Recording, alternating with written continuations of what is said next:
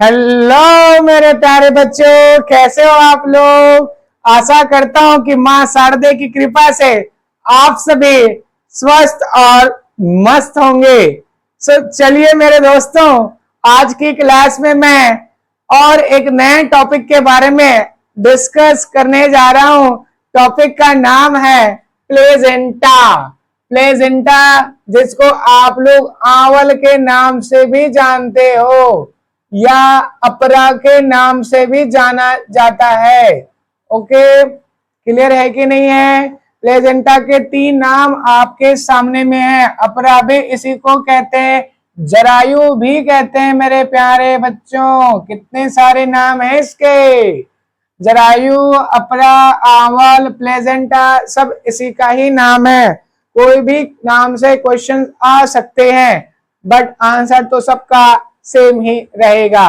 Okay, सो चलिए बात करते हैं प्लेजेंटा के बारे में। किसके बारे में बच्चों? प्लेजेंटा के बारे में डिस्कस करने वाले हैं।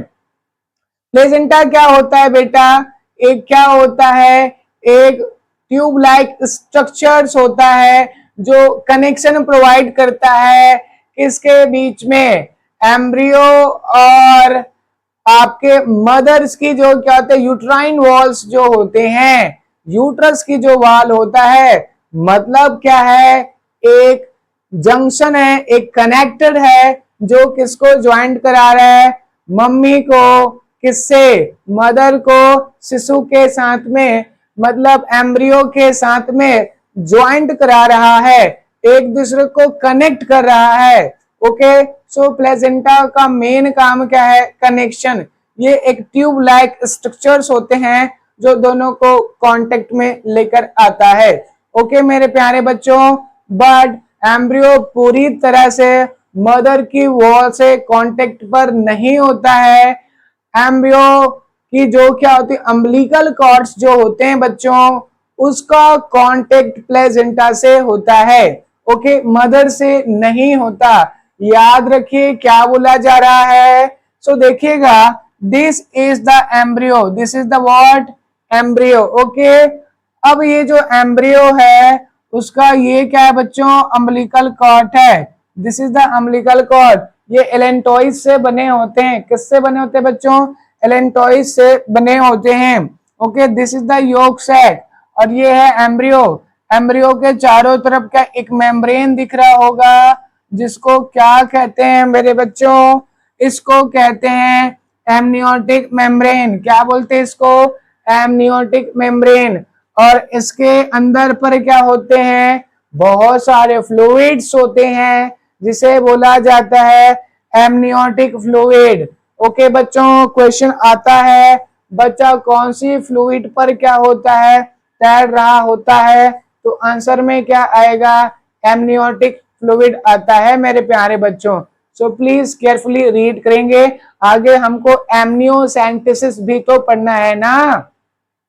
ओके, सो देखेंगे एमनियोटिक मेम्ब्रेन के चारों तरफ एक और मेम्ब्रेन दिख रहा होगा, कोरियन।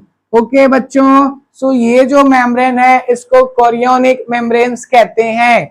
ओके बच्चों, ये बनता किससे बेटा? ट्रोफोब्लास्ट से बनते हैं। किससे बनते हैं? ट्रोफोब्लास्ट से बनते हैं।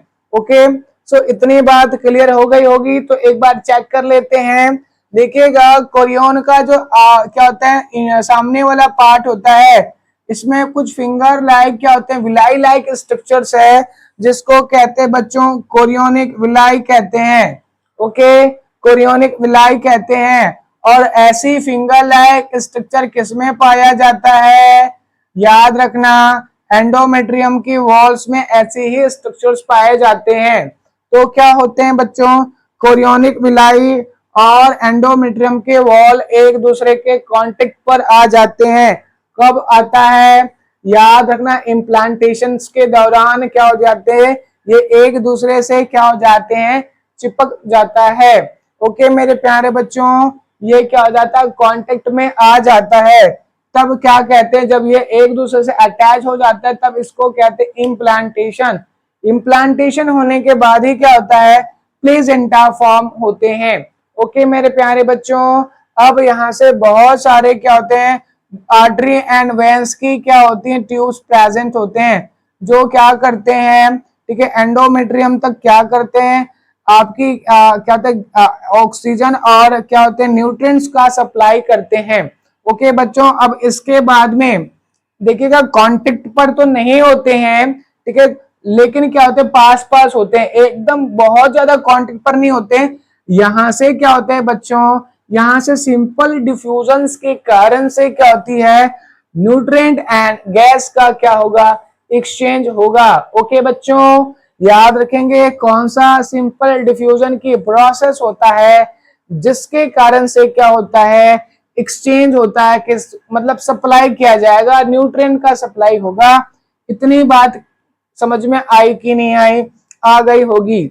ओके बच्चों, सो याद रखना प्लेजेंटा का बहुत ही ज्यादा रोल होता है किसके लिए, एम्ब्रियोनिक डेवलपमेंट में। ओके बच्चों, यही क्या करता है, आपका क्या करता है, नरिशमेंट प्रोवाइड करता है, किसको, एम्ब्रियो को। ओके, प्लेजेंटा की फॉर्मेशन से एम्ब्रियो की डेवलपमेंट डिसाइड हो रहा है। सो याद रखिएगा, ओके, प्लेजेंटा का बहुत बड़ा रोल होता है एम्ब्रियोनिक डेवलपमेंट में। ओके बच्चों, क्योंकि इसी प्लेजेंटा ये एक्चुअल में एक ग्लैंड्स के जैसा क्या करता है, फंक्शन परफॉर्म करता है, और इससे बहुत सारे हार्मोन सिक्रीट होते हैं, जिस पर बहुत ही ज्यादा क्वेश्चन आते हैं। सो याद रखेंगे प्लेजेंटा एक क्या है, ग्लैंड की तरह फंक्शन परफॉर्म करते हैं, और इसी से क्या होता है, डिलीवरी डिसाइड होता है। ओके मेरे प्यारे बच्चों, सो चलिए देख लेते हैं प्लेजेंटा से कौन कौन से हार्मोन रिलीज होते हैं। सो याद रखेंगे the first hormone is oestrogen. Okay बच्चों, जब तक एस्ट्रोजन का लेवल हाई नहीं होगा, ओके, और प्रोजेस्टेरॉन का लेवल कम नहीं होगा, आगे दोनों का रेशियो कैसे होनी चाहिए, एस्ट्रोजन का लेवल बहुत ज्यादा हाई होनी चाहिए और प्रोजेस्टेरॉन का लेवल उससे कम होना चाहिए, तभी डिलीवरी स्टार्ट होगी, पार्चुरेशन स्टार्ट होगा। ओके मेरे प्यारे बच्चों, एस्ट्रोजन और प्रोजेस्टेरॉन का जो रेशियो है, उसमें एस्ट्रोजन का लेवल हाई होनी चाहिए, प्रोजेस्टेरॉन का लेवल डाउन होनी चाहिए। अगर ऐसा हुआ तो याद रखना delivery, it means child birth की प्रोसेस स्टार्ट हो जाएगा। ओके मेरे प्यारे बच्चों, इसके अलावा HCG, HPL, HCI जैसे हार्मोन्स भी क्या होते हैं, सिक्रेट होते हैं।